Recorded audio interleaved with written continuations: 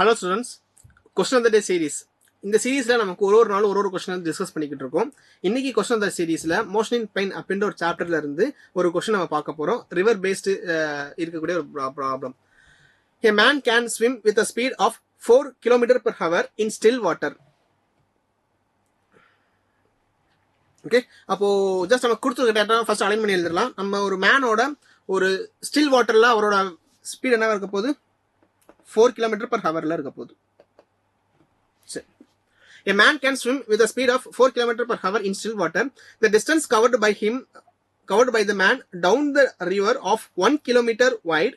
When he reaches the other bank after crossing the river, if the water flows steadily at 3 km/h and he makes his strokes normal to the river current. இப்போ அந்த swimmer இந்த man பாத்தீங்கன்னா இந்த river வந்து எந்த டைரக்ஷன்ல move ஆகிட்டு இருக்கு? டுவர்ட்ஸ் லெஃப்ட் வேர்ட்ல ரைட் வேர்ட்ல நமக்கு மூவ் ஆகிட்டு இருக்குன்னு எடுத்துக்கலாம். சரி, அந்த ரிவர் வந்து டுவர்ட்ஸ் ரைட் வேர்ட்ல நமக்கு வந்து மூவ் ஆகிட்டு இருக்கு, விச் மீன்ஸ் டுவர்ட்ஸ் ஈஸ்ட் டைரக்ஷன்ல நமக்கு மூவ் ஆகிட்டு இருக்கு அப்படின்னு எடுத்துக்கலாம். இந்த மேன் இந்த ரிவரோட டைரக்ஷனுக்கு பெர்பெண்டிகுலரா நார்மலா அவர் வந்து ஸ்விம் பண்ண ட்ரை பண்றாரு. அப்படி ஸ்விம் பண்ணும்போது லிட்டரலா நமக்கு என்ன தெரியும்? தண்ணி வந்து ஒரு டைரக்ஷன் மூவ் ஆகிட்டு இருக்கு, இவர் ஒரு டைரக்ஷன்ல எமர்ஜ் ஆகுறாரு. அப்ப கண்டிப்பா இவரோட டைரக்ஷன் வந்து ஏதோ ஒரு இந்த டைரக்ஷன் அவர் மூவ் ஆக போறாரு. அப்போ கொஸ்டின் என்ன கேட்டீங்கன்னா, இன்கேஸ் இந்த பாயிண்ட்லயும் அவர் ஸ்டார்ட் ஆன பாயிண்ட்லயும் எண்ட் ஆகிற பாயிண்ட்லயும் எவ்வளவு தூரம் அவர் கிராஸ் பண்ணிருக்காரு அப்படின்றது. The distance covered by the man down the river of 1 km wide when he reaches other bank. Okay, இப்போ பேங்க் இங்க இருந்து அவருக்கு எவ்வளவு டிஸ்டன்ஸ் இவர் ரீச் பண்ணிருப்பாரு அப்படின்றது நமக்கு கொஸ்டின். சரிங்களா? ஸோ ஃபர்ஸ்ட் ஆஃப் ஆல் உங்களுக்கு ஒரு ரிவரோட வெலாசிட்டி கொடுத்துருக்காங்க அண்ட் அந்த மேனோட வெலாசிட்டியும் கொடுத்துருக்காங்க. ஸ்பீடு நமக்கு ரெண்டோட ஸ்பீட் நமக்கு கொடுத்துருக்காங்க. அப்போ இன்கேஸ் ஒரு ஸ்டில் வாட்டரா இருந்துச்சு, இதே இது நமக்கு ஸ்டில் வாட்டரா இருந்துச்சுன்னா ஒருவேளை இந்த மேன் வந்து இங்க இருந்து ஜம்ப் பண்ணாருன்னா அவரோட ஸ்பீட் என்னவா இருக்கும்னு பாத்தீங்கன்னா 4 km/h இருக்கும். அவரோட ஸ்பீட் 4 km/h இருக்கும். 4 km/h இருக்கும். கரெக்டுங்களா? 4 km/h இருக்கும். இப்போ இதே மேன் வந்து இது ஒரு செகண்ட் விஷயம் என்னன்னா, நமக்கு அந்த ரிவரோட ஸ்பீட் நம்ம தெரிஞ்சுக்கணும். The velocity of river will be equal to the velocity of river is 3 km/h இருக்கு. 3 km/h இருக்கு. இப்போ ஒன்ஸ் அந்த ரிவர் ஒரு மூவிங் ரிவர்ல இவர் டைவ் ஆனதுக்கு அப்புறம் அந்த ரிவரோட வெலாசிட்டியும் அவரோட ரிவரோட ஸ்பீடும் இவர் கூட ஆட் ஆகிக்கிறோம். சரிங்களா? அப்ப ஆட் ஆனதுக்கு அப்புறம் ரேண்டமா நம்ம எந்த டைரக்ஷன் அவரோட ஸ்பீட் இருக்கோ ரேண்டமா இந்த டைரக்ஷன் அவரோட ஸ்பீட் வந்து வெலாசிட்டி இருக்கும். சரிங்களா? சரி, இப்போ ஓவரால் என்ன செய்ய போறோம்னா இந்த கொஸ்டின் நம்ம டீகோட் பண்ணிடலாம். ஃபர்ஸ்ட் திங், நமக்கு ரிவரோட மேனோட வெலாசிட்டி நமக்கு தெரியும், ரிவரோட வெலாசிட்டி நமக்கு தெரியும். இப்போ லிட்டரலா பார்த்தோம்னா நமக்கு டைம் பீரியட் நம்ம பார்க்க போறோம். ரீசன், இப்போ டைம் பீரியட் மட்டும் நல்லா கவனிச்சு பாருங்க. இந்த time taken by the man எழுதிடுறேன். the time taken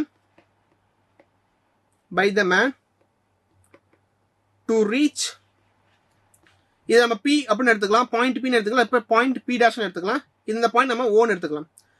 reach P dash அப்படின்னு எடுத்துக்க போறோம். சரிங்களா? இப்ப லிட்டரலா பார்த்தோம்னா இந்த ரெண்டு பாயிண்ட் நம்ம என்ன சொல்ல போறோம்னா OP அப்படின்னு சொல்லலாம். ஓகே, OP அப்படின்னு சொல்லலாம்.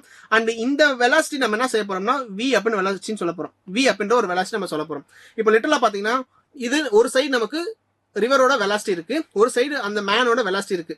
இந்த ரெண்டுமே ஆட் ஆச்சுன்னா அதுக்கு அதோட ரிசல்டன் வெலாசிட்டி எந்த டைரக்ஷன் இருக்கு? V அப்படின்ற ஒரு வெலாசிட்டி இருக்கு போகுது. சரிங்களா? இன் கேஸ் அந்த மேனோட வெலாசிட்டி V அப்படின்னு இருந்துச்சுன்னா அதோட டிஸ்டன்ஸ் வந்து OP அப்படின்ற டிஸ்டன்ஸ் இருந்துச்சுன்னா அவர் எவ்வளவு நேரத்துல அந்த ரிவரை கிராஸ் பண்ணிருப்போம், அதாவது இந்த பேங்க்ல இருந்து இந்த பேங்க்கு வரைக்கும் எவ்வளவு நேரத்துல டிராவல் பண்ணிருப்போம், அதே டைம் டியூரேஷன்ல தான் இன்கேஸ் அதோட டிஸ்டன்ஸ் வந்து இந்த OP அப்படின்ற டிஸ்டன்ஸ் இருந்துச்சுன்னா அவரோட வெலாசிட்டி 4 km/h இருந்துச்சுன்னா அந்த சேம் டைம் டியூரேஷன் தான் நமக்கு எடுத்துக்க முடியும். இது வந்து ஃபர்ஸ்ட் விஷயம் நம்ம தெரிஞ்சுக்க வேண்டியது. அப்போ டைம் டேக்கன் நம்ம எப்படி கூட எழுதலாம் பாருங்க. the time taken can be written as in case இந்த OP dash அப்படின்ற டிஸ்டன்ஸ் இருக்கு இல்லையா, அந்த டிஸ்டன்ஸை V அப்படின்ற வெலாசிட்டில அவர் டிராவல் பண்ணும்போது எவ்வளவு டைம் டேக்கன் எடுத்திருந்தாரோ அதே டைம் டேக்கன் தான் இந்த OP அப்படின்ற டிஸ்டன்ஸை 4 km, இப்ப இதை நம்ம VM எழுதிக்கலாம், வெலாசிட்டி ஆஃப் த மேன் எழுதிக்கலாம். VM அப்படின்ற வெலாசிட்டில கிராஸ் பண்ணும்போது சேம் டைம் டேக்கன் தான் எடுக்க முடியும் அப்படின்றது ஒரு விஷயம். சரிங்களா? ஃபார் எக்ஸாம்பிள் இங்க பாருங்க, நமக்கு இங்க டிஸ்டன்ஸ் கொடுதுங்களா, டிஸ்டன்ஸ் கொடுது. அப்ப அதுக்கு தகுந்த மாதிரியான டிஸ்டன்ஸ் கொடுக்கும், அதுக்கு தகுந்த மாதிரி நமக்கு வெலாசிட்டி நமக்கு கொடுது, அதுக்கு தகுந்த மாதிரி நம்ம டிஸ்டன்ஸ் நமக்கு கொடுது. இப்போ இங்க நம்ம பார்த்தோம்னா ப்ரொபோர்ஷனலா இருக்கக்கூடிய வேல்யூஸ் நமக்கு குறையுது.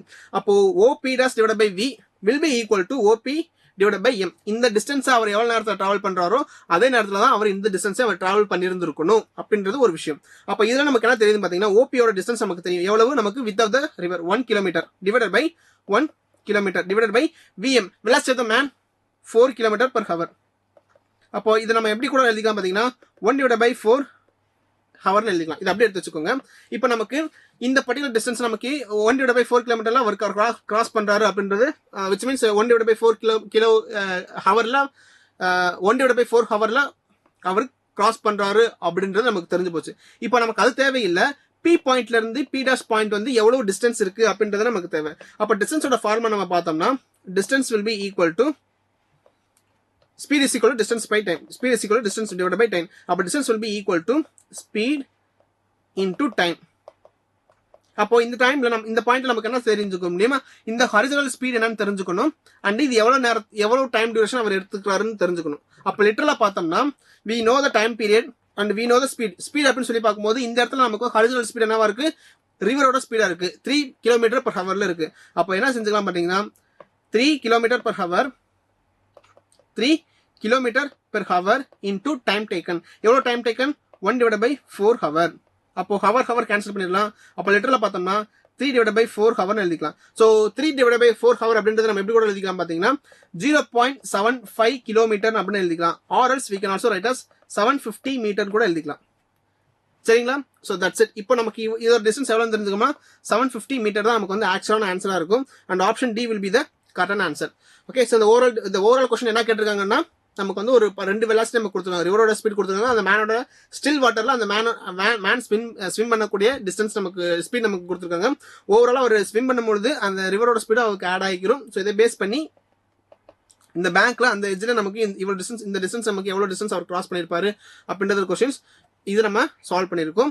ஸோ இன்கேஸ் இந்த கொஸ்டின்ல உங்களுக்கு ஏதாச்சும் டவுட் இருந்துச்சு, இந்த கான்செப்ட் ஏதாச்சும் டவுட் இருந்துச்சுன்னா ஜஸ்ட் நீங்க கமெண்ட்ல சொல்லுங்க, உங்களுக்கு நான் கண்டிப்பா ஆன்சர் பண்றேன். அண்ட் லாஸ்ட் முடிக்கிறதுக்கு முன்னாடி ஒரு சின்ன நோட்டிபிகேஷன். நம்ம ஜைலம் இன்ஸ்டிடியூஷன்ல இருந்து fast track batch, Thalapathy batch and Vetri batch அப்படின்னு சொல்லிட்டு 3 பேட்ச் இன்ட்ரோடியூஸ் பண்ணிருக்கோம். இந்த 3 பேட்சுமே வேற கேட்டகரி ஆஃப் ஸ்டூடெண்ட்ஸ்க்கு ஆப்டா இருக்கும். இந்த ஃபாஸ்ட் ட்ராக் பேட்ச் அப்படின்றது 2026 நமக்கு நீட் அப்பியர் ஆகக்கூடிய ஸ்டூடெண்ட்ஸ், ரிப்பீட்டட் ஸ்டூடெண்ட்ஸ்க்கு ரொம்ப ஒரு சூட்டபிளான பேட்சா இருக்கும். ஸோ தட் நமக்கு இருக்கக்கூடிய சிலபஸை ரொம்ப ஃபாஸ்டா குயிக்கா கம்ப்ளீட் பண்ணி கொடுத்துட்டு என் நம்பர் ஆஃப் ப்ராக்டிஸ் செஷன்ஸ் இந்த பேட்சோட அட்டாச்சா இருக்கு.